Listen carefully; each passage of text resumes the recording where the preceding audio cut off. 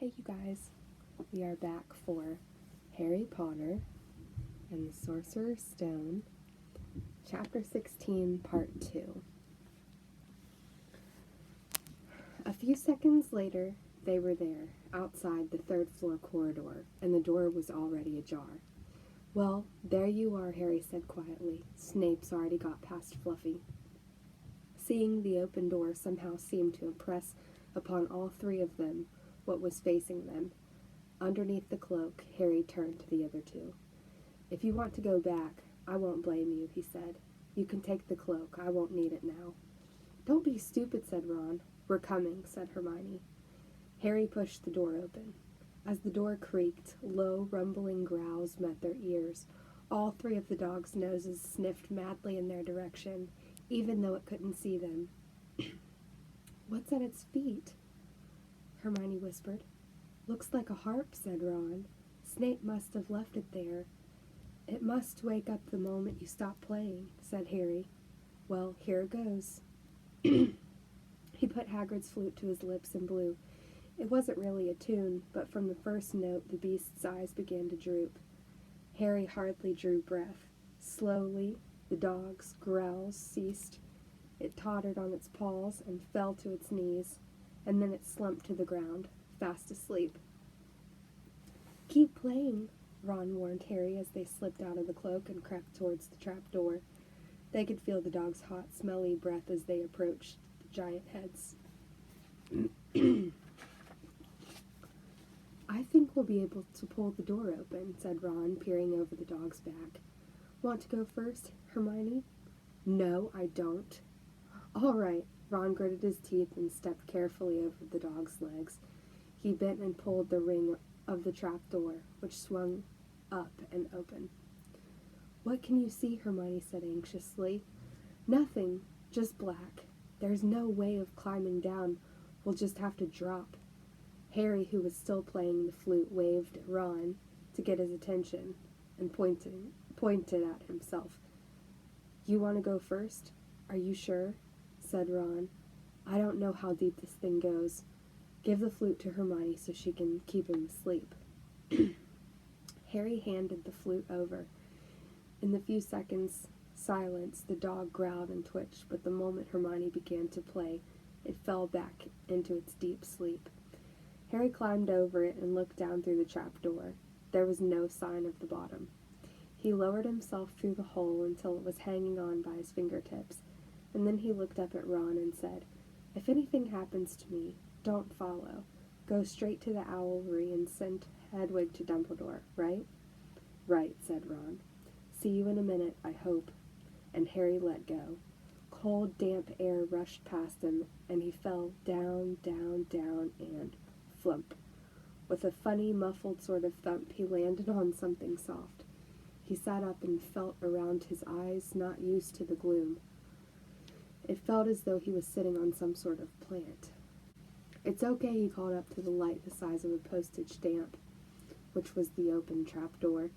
"It's a soft landing. You can jump." Ron followed right away. He landed, sprawled next to Harry. "What's this stuff?" were his first words. "Dunno, some sort of plant thing. I suppose it's here to break the fall." "Come on, Hermione." The distant music stopped. There was a loud bark from the dog, but Hermione had already jumped. She landed on Harry's other side. "We must be miles under the school," she said. "Lucky this plant thing's here, really," said Ron. "Lucky!" shrieked Hermione. "Look at you both." She leaped up and struggled toward a damp wall. She had to struggle because the moment she had landed, the plant had started to twist snake-like tendrils around her ankles. As for Harry and Ron, their legs had already been bound tightly in long creepers without their noticing. Hermione had managed to free herself before the plant got a firm grip on her. Now she watched in horror as the two boys fought to pull the plant off them, but the more they strained against it, the tighter and faster the plant wound around them. "Stop moving," Hermione ordered them. "I know what this is. It's Devil's Snare." "Oh, I'm so glad we know what it's called. That's a great help," snarled Ron, leaning back, trying to stop the plant from curling around his neck. "Shut up," I'm trying to remember how to kill it, said Hermione. Well, hurry up, I can't breathe, Harry gasped, wrestling with it as it curled around his chest. Devil's snare, devil's snare. What did Professor Sprout say? It likes the dark and the damp. So light a fire, Harry choked. Yes, of course, but there's no wood, Hermione cried, wringing her hands. Have you gone mad? Ron bellowed. Are you a witch or not? Oh, right, said Hermione, and she whipped out her wand, waved it, muttered something, and sent a jet of the same bluebell flames she had used on Snape at the plant. In a matter of seconds, the two boys felt it loosening its grip as it cringed away from the light and warmth. Wriggling and flailing, it unraveled itself from their bodies, and they were able to pull free. Lucky you pay attention in herbology, Hermione, said Harry, as he joined her by the wall, wiping sweat off his face. Yeah, said Ron, and lucky Harry doesn't lose his head in a crisis. There's no wood, honestly. This way, said Harry, pointing down a stone passageway, which was the only way forward. All they could hear apart from their footsteps was the gentle drip of water trickling down the walls. The passageway sloped downward, and Harry was reminded of Gringotts. With an unpleasant jolt of the heart, he remembered the dragons said to be guarding the vaults in the wizard bank. If they met a dragon, a fully grown dragon, Norbert had been bad enough. Can you hear something? Ron whispered. Harry listened. A soft rustling and clinking seemed to be coming from up ahead. Do you think it's a ghost? I don't know. It sounds like wings to me. There's light ahead. I can see something moving. They reached the end of the passageway and saw before them a brilliantly lit chamber, its ceiling arching high above them. It was full of small, jewel-bright birds, fluttering and tumbling all around the room. On the opposite side of the chamber was a heavy wooden door. Do you think they'll attack us if we cross the room? Said Ron. Probably, said Harry. They don't look very vicious, but I suppose if they all swoop down at once, well, there's no other choice. I'll run. He took a deep breath, covered his face with his arms, and sprinted across the room. He expected to feel sharp beaks and claws tearing at him any second, but nothing happened. He reached the door, untouched. He pulled the handle, but it was locked. The other two followed him. They tugged and heaved at the door, but it wouldn't budge, not even when Hermione tried Alohomora charm. Now what? Said Ron. These birds. They can't be here just for decoration, said Hermione. They watched the birds soaring overhead, glittering. Glittering? They're not birds, Harry said suddenly. They're keys. Winged keys. Look carefully. So that must mean... He looked around the chamber while the other two squinted up at the flock of keys. Yes, look, broomsticks. We've got to catch the key to the door. But there are hundreds of them. Ron examined the lock on the door. We're looking for a big old-fashioned one. Probably silver like the handle. They each seized a broomstick and kicked off into the air, soaring into the midst of the cloud of keys. They grabbed and snatched, but the bewitched keys darted and dived so quickly it was almost impossible to catch one. Not for nothing, though, was Harry the youngest seeker in a century. He had a knack for spotting things other people didn't. After a minute's weaving about through the whirl of rainbow feathers, he noticed a large silver key that had a bent wing, as if it had already been caught and stuffed roughly into a keyhole. That one, he called to the others. That big one, there, no, there, with bright blue wings. The feathers are all crumpled on one side. Ron went speeding in the direction that Harry was pointing, crashed into the ceiling, and nearly fell off his broom. We've got to close in on it, Harry called, not taking his eyes off the key with the damaged wing. Ron, you come at it from above. Hermione, stay below and stop it from going down, and I'll try and catch it. Right now! Ron dived. Hermione rocketed upward, and the key dodged them both, and Harry streaked after it. It sped toward the wall. Harry leaned forward with a nasty, crunching noise, pinned it against the stone one hand. Ron and Hermione's cheers echoed around the high chamber. They landed quickly, and Harry ran to the door, the key struggling in his hand. He rammed it into the lock and turned. It worked. The moment the lock had clicked open, the key took flight again, looking very battered now that it had been caught twice. "Ready?" Harry asked the other two, his hands on the door handle. They nodded. He pulled the door open. The next chamber was so dark they couldn't see anything at all. But as they stepped into it, light suddenly flooded the room to reveal an astonishing sight.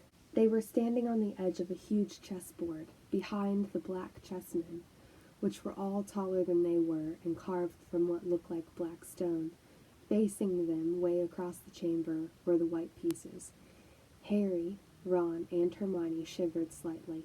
The towering white chessmen had no faces. "Now what do we do?" Harry whispered. "It's obvious, isn't it?" said Ron. "We've got to play our way across the room." Behind the white pieces, they could see another door. "How?" said Hermione nervously. "I think," said Ron, "we're going to have to be chessmen." He walked up to a black knight and put his hand out to touch the knight's horse. At once, the stone sprang to life. The horse pawed the ground, and the king turned his helmeted head to look down at Ron. "Do we, have to join you to get across?" The Black Knight nodded. Ron turned to the other two. "This needs thinking about," he said. "I suppose we've got to take the place of the three of the black pieces." Harry and Hermione stayed quiet, watching Ron think. Finally he said, "Now don't be offended or anything, but neither of you are good at chess." "We're not offended," said Harry quickly. "Just tell us what to do." "Well, Harry, you take the place of that bishop, and Hermione, you go there instead of that castle." "What about you?" "I'm going to be a knight," said Ron. The chessmen seemed to have been listening, because at these words, a knight, a bishop, and a castle turned their backs on the white pieces and walked off the board, leaving 3 empty squares that Harry, Ron, and Hermione took. "White always plays first in chess," said Ron, peering across the board. "Yes, look." A white pawn had moved forward 2 squares. Ron started to direct the black pieces. They moved silently wherever he sent them. Harry's knees were trembling. What if they lost? "Harry, move diagonally 4 squares to the right." Their first real shock came when their other knight was taken. The White Queen smashed him to the floor and dragged him off the board, where he lay quite still, face down. "Had to let that happen," said Ron, looking shaken. "Leaves you free to take that bishop, Hermione. Go on." Every time one of their men was lost, the white pieces showed no mercy. Soon there was a huddle of limp black players slumped along the wall. Twice, Ron only just noticed in time that Harry and Hermione were in danger.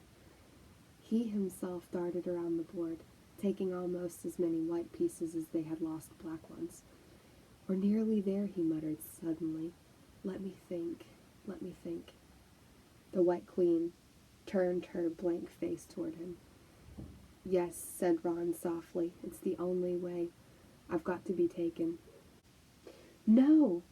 Harry and Hermione shouted. "That's chess," snapped Ron. "You've got to make some sacrifices. I'll make my move, and she'll take me. That leaves you free to checkmate the king, Harry. But do you want to stop Snape or not?" "Ron, look, if you don't hurry up, he'll already have the stone." There was no alternative. "Ready?" Ron called, his face pale but determined. "Here I go. Now don't hang around once you've won." He stepped forward, and the White Queen pounced. She struck Ron hard across the head with her stone arm, and he crashed to the floor. Hermione screamed but stayed on her square. The White Queen dragged Ron to one side. He looked as if he'd been knocked out. Shaking, Harry moved 3 spaces to the left. The White King took off his crown and threw it at Harry's feet. They had won. The chessmen parted and bowed, leaving the door ahead clear. With one last desperate look back at Ron, Harry and Hermione charged through the door and up the next passageway. "What if He'll be all right," said Harry, trying to convince himself. "What do you reckon's next?" "We've had sprouts. That was the double snare. Flitwick must have put charms on the keys. McGonagall's transfigured the chessmen to make them alive. That leaves Quirrell's spell, and Snape's. They had reached another door. "All right," Harry whispered. "Go on." Harry pushed it open. A disgusting smell filled their nostrils, making both of them pull their robes up over their noses. Eyes watering, they saw, flat on the floor in front of them, a troll even larger than the one they had tackled, out cold with a bloody lump on its head. "I'm glad we didn't have to fight that one," Harry whispered as they stepped carefully over one of its massive legs. "Come on, I can't breathe." He pulled open the next door, both of them hardly daring to look at what came next. But there was nothing very frightening in here, just a table with 7 differently shaped bottles standing on it in a line. "Snape," said Harry. "What do we have to do?" They stepped over the threshold, and immediately a fire sprang up behind them in the doorway. It wasn't ordinary fire either. It was purple. In the same instant, black flames shot up in the doorway leading onward. They were trapped. "Look!" Hermione seized a roll of paper lying next to the bottles. Harry looked over her shoulder to read it. "Danger lies before you, while safety lies behind. 2 of us will help you, whichever you would find. 1 among us 7 will let you move ahead. Another will transport the drinker back instead. 2 among our number hold only nettle wine. 3 of us are killers, waiting hidden in line. Choose, unless you wish to stay here forevermore. To help you in your choice, we give you these clues 4. First, however slyly the poison tries to hide, you will always find some on nettle wine's left side. Second, different are those who stand at either end, but if you would move onward, neither is your friend. Third, as you see clearly, all are different size. Neither dwarf nor giants holds death in their insides. Fourth, the second left and the second on the right are twins once you taste them, though different at first sight." Hermione let out a great sigh, and Harry, amazed, saw that she was smiling. The very last thing he felt like doing. "Brilliant," said Hermione. "This isn't magic, it's logic, a puzzle. A lot of the greatest wizards haven't got an ounce of logic. They'd be stuck in here forever." "But so will we, won't we?" "Of course not," said Hermione. "Everything we need is here on this paper. 7 bottles, 3 are poison, 2 are wine. 1 will get us safely through the black fire, and 1 will get us back through the purple. But how do we know which to drink? Give me a minute." Hermione read the paper several times, and then she walked up and down the line of bottles, muttering to herself and pointing at them. At last she clapped her hands. "Got it," she said. "The smallest bottle will get us through the black fire towards the stone." Harry looked at the tiny bottle. "There's only enough there for 1 of us," he said. "That's hardly 1 swallow." They looked at each other. "Which one will get you back through the purple flames?" Hermione pointed at a rounded bottle at the right end of the line. "You drink that," said Harry. "No, listen. Get back and get to Ron. Grab brooms from the Flying Key room. They'll get you out of the trapdoor and past Fluffy. Go straight to the Owlry and send Hedwig to Dumbledore. We need him. I might be able to hold Snape off for a while, but I'm no match for him, really." "But, Harry, what if you know who's with him?" "Well, I was lucky once, wasn't I?" said Harry, pointing at his scar. "I might get lucky again." Hermione's lip trembled, and she suddenly dashed at Harry and threw her arms around him. "Hermione!" "Harry, you're a great wizard, you know." "I'm not as good as you," said Harry, very embarrassed, as she let go of him. "Me," said Hermione. "Books and cleverness, there are more important things. Friendship and bravery. And, oh, Harry, be careful." "You drink first," said Harry. "You are sure which is which, aren't you?" "Positive," said Hermione.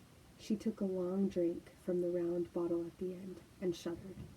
"It's not poison," said Harry anxiously. No, but it's like ice. Quick, go before it wears off. Good luck. Take care. Go! Hermione turned and walked straight through the purple fire. Harry took a deep breath and picked up the smallest bottle. He turned to face the black flames. Here I come, he said, and then he drained the little bottle in one gulp. It was indeed as though ice was flooding his body. He put the bottle down and walked forward. He braced himself, saw the black flames licking his body but couldn't feel them. For a moment, he could see nothing but dark fire. And then he was on the other side, in the last chamber. There was already someone there, but it wasn't Snape. It wasn't even Voldemort.